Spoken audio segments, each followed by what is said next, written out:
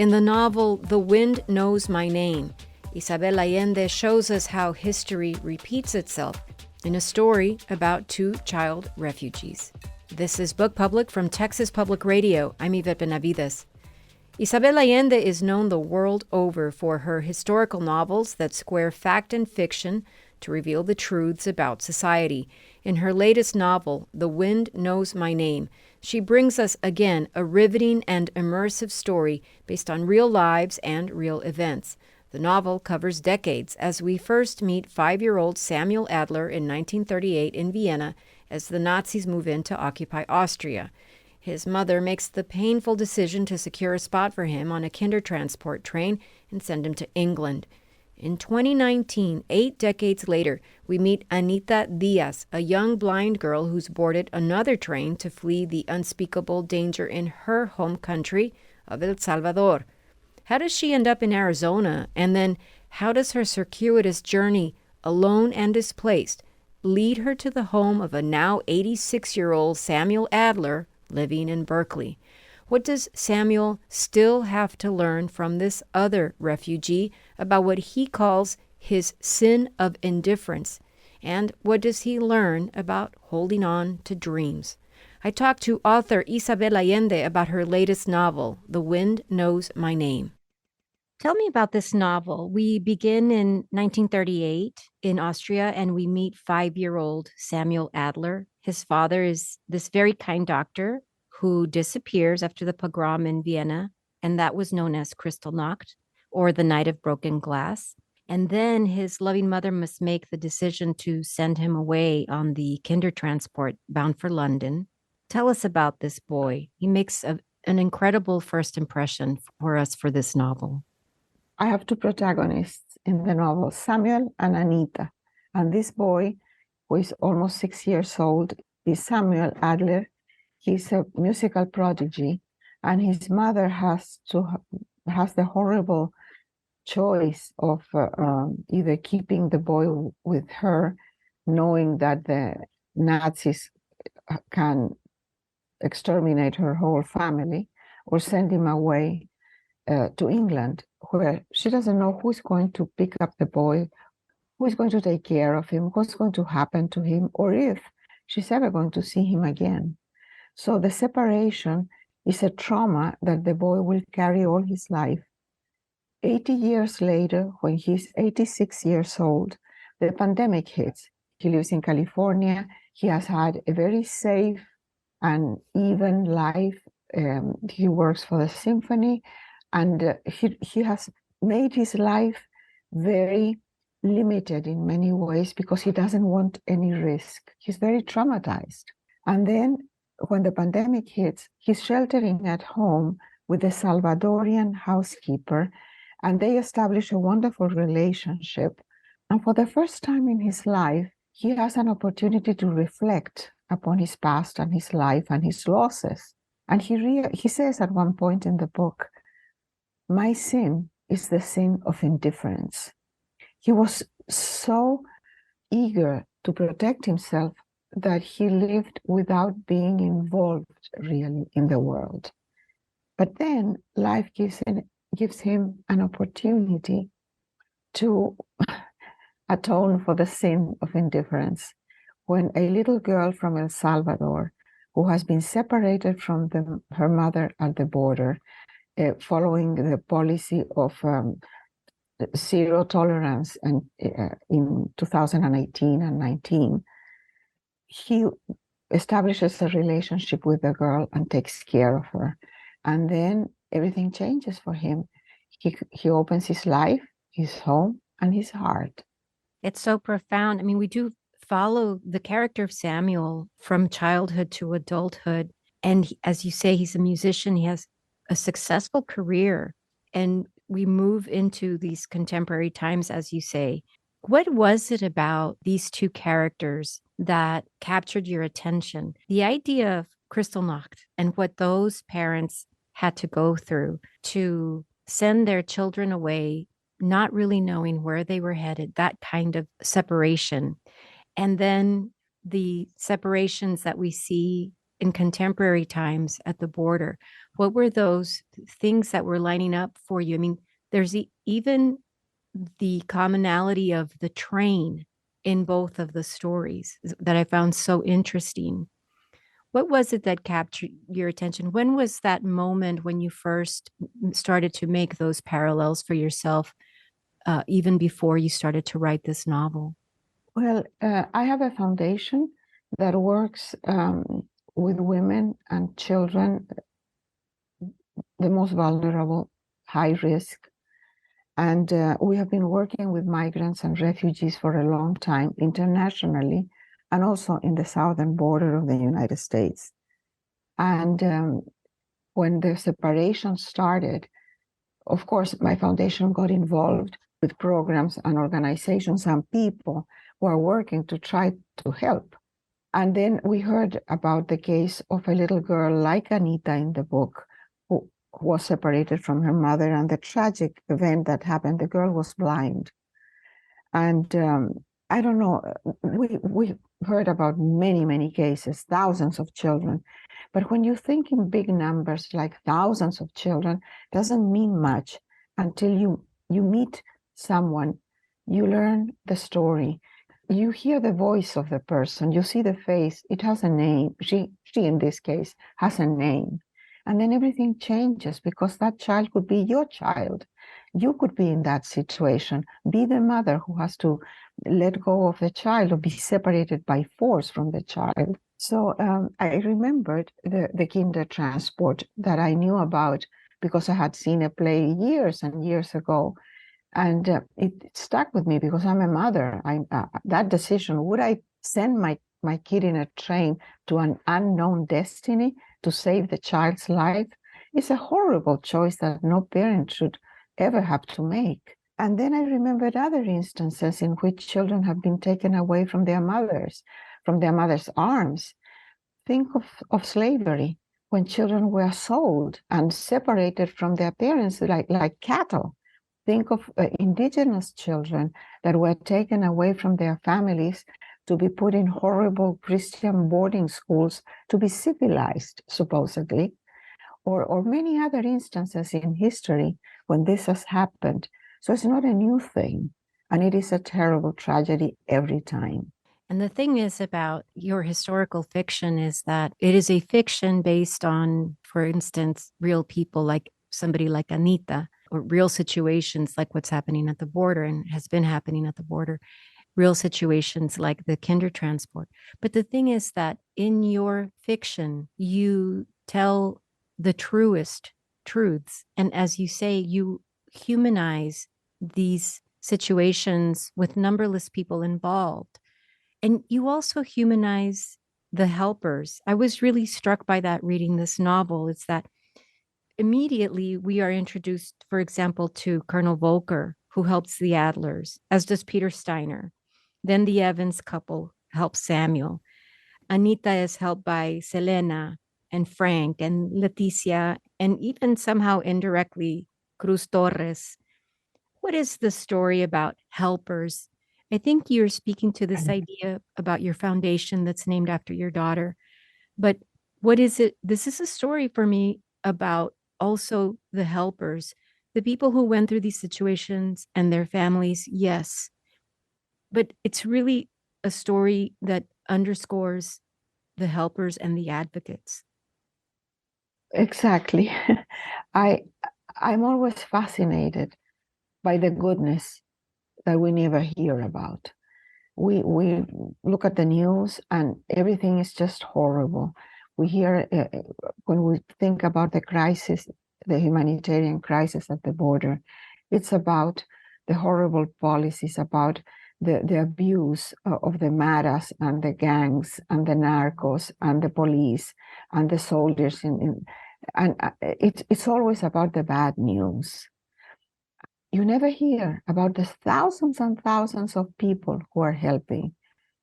There are 40,000 lawyers in the United States that work pro bono to represent the kids in court, and mostly women, because there is no glory, no fame, and no money in this.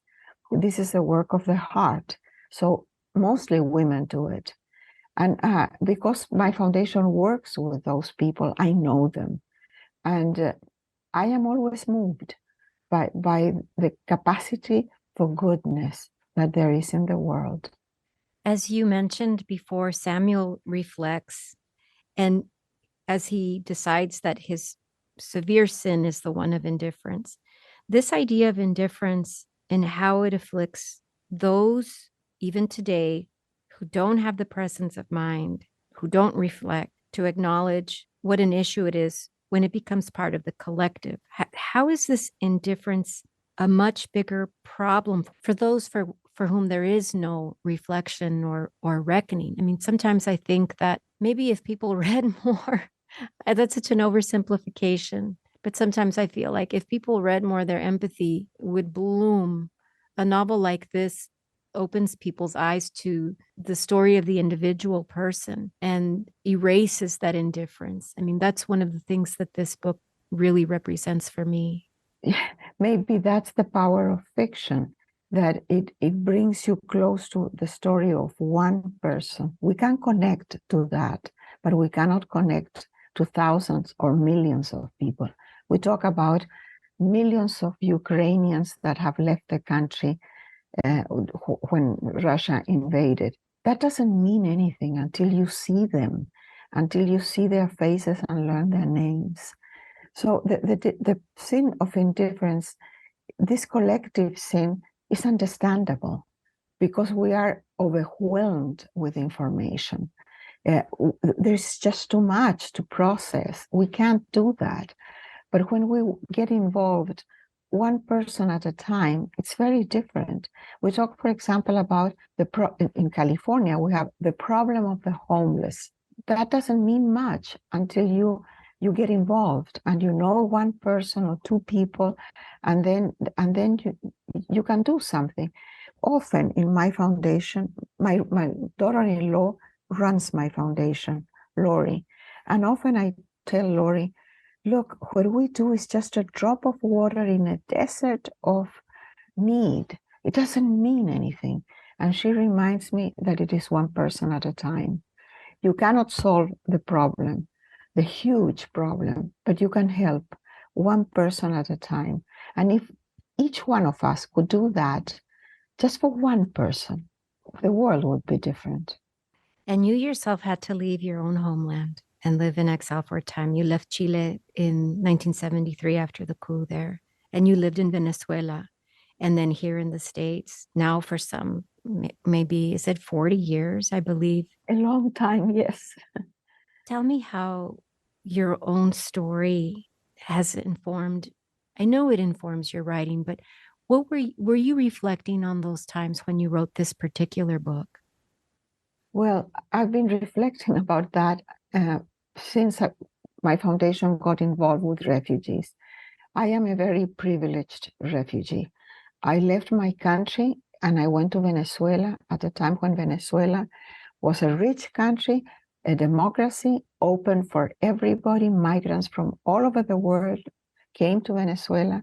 There was work, hospitality, a green, generous country.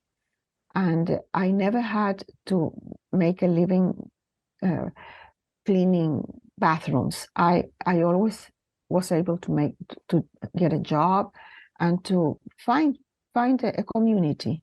So I was very privileged. And then when I came as an immigrant to the United States, I didn't come thinking of the American dream. I didn't even like this country at all because it had intervened in my country, and it was the CIA that supported the coup in Chile. So my choice was not to come to the United States, but I fell in love with an American, and I thought, okay, I'll come and spend a week with him and get him out of my system. But that didn't happen. I married him and stayed with him for 28 years. And in that time, of course, I learned to love this country and to get involved I am very critical of many things, but I also try to give back for all that I have received. So when I write about refugees, I go back to my own experience. I can connect with the moment when you leave everything behind and you are running away, always looking back, always thinking that you will go back and counting the days to go back. It's a very different position from the immigrant who looks forward to the future. They never look back. They don't want to go back. The state of mind, the state of the soul is very different in both cases. Well, your books have been translated to something like 40 languages. And I know firsthand that these are books that touch people intergenerationally. So I want to ask you about that. What do you make of that? I think I know why that occurs, why your books are translated and so beloved the world over and can transcend generations too.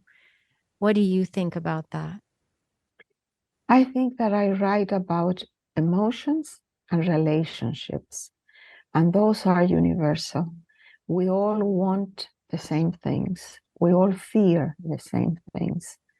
We all connect to other people in the same way. We all want family and community and love and partnership.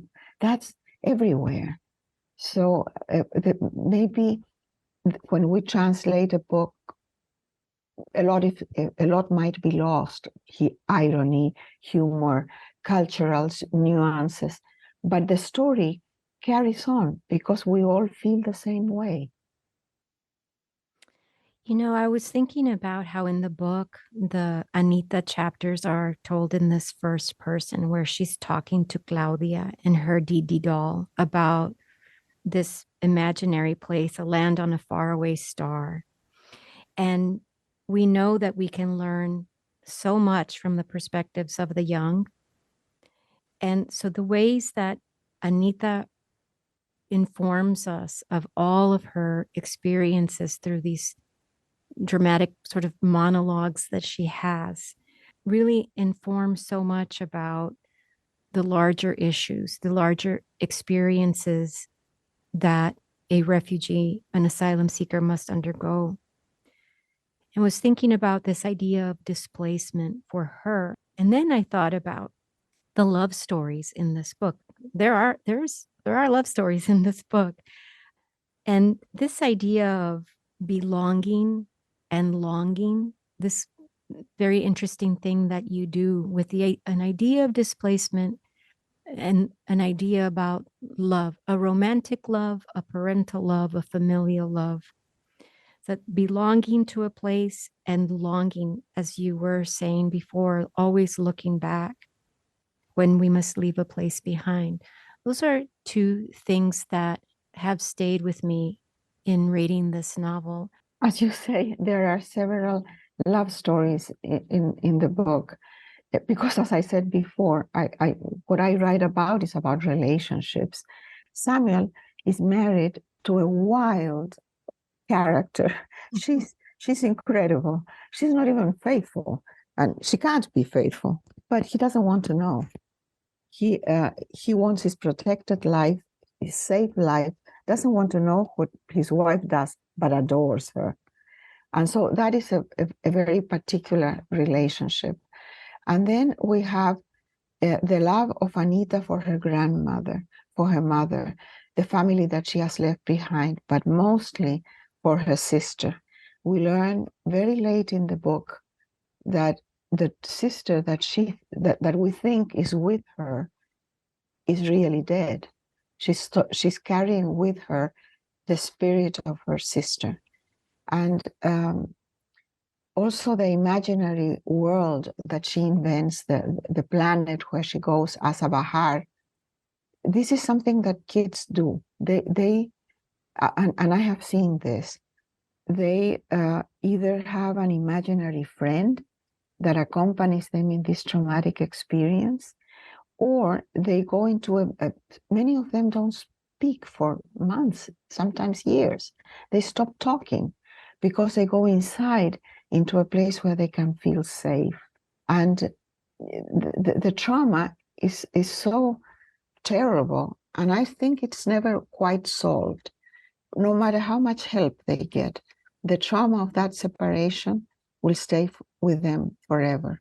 You know, recently I met Javier Zamora, the author of Solito, a wonderful, wonderful memoir about a 9-year-old kid that crosses the border alone, is deported 3 times before he can make it here and reunite with his parents.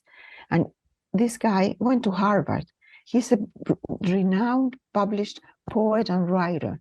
So this is a case of someone who has made a life here, and he carries this hole in his heart. I had dinner with him and his parents recently. Everybody cried at the table because although this happened so many years ago, they can't even talk about it without crying. The longing is there and the love is there. Well, that reminds me about your story. I have read what you wrote about your very first book, how it started as this letter to your grandfather, and it ended up being not quite a letter, but several hundred pages. 560. And you said that it was really about wanting to tell your grandfather that you would not forget all he had shared, his stories, the past. So I'm hearing this also about Javier Zamora, the author of Solito, and this sort of idea that you are perceiving in him and his experiences, but also the way that the writing process for you when you wrote those 560 pages helps in terms of all the ways you have been bereft of so much and deprived of so much. Can you talk about that, about how the writing helps you hold on to your past, even if there remain those hoyitos, those holes are still there, those voids that maybe we can never really fill, but the writing and what it has done for you? I think that I can compare that to what has happened to Javier Zamora, who by reliving the experience, he has gone back to the places. His best friend is a patrol officer who has taken him to all the possible places where he could have crossed the border, to recognize, to identify the place, to live again the experience. And in my case, writing The House of the Spirits was a way of recovering everything I had lost. My home, my country, my grandfather, my family, my life, the life I had before. And in writing, I sort of recorded everything so it wouldn't be lost. I wrote it so that I wouldn't forget. Many years later, when my daughter died, I write a memoir in which I sort of, how can I say it? I relived the year of her agony. She was in a coma for a year, and her death. And in that, in writing, I could see it, I could frame it, I could contain it, and in a way understand it and accept it and live with it. Writing every time has helped me to overcome something or to live with it. Isabel Allende, thank you so much for talking to me today. What an honor and a thrill. Thank you so much. Thank you very much. Take care. Isabel Allende is the author of the novel, The Wind Knows My Name. This has been Book Public from Texas Public Radio. Write to us at bookpublic@tpr.org. Jacob Rosati composed our theme music. Dan Katz is Texas Public Radio's news director. I'm Yvette Benavides.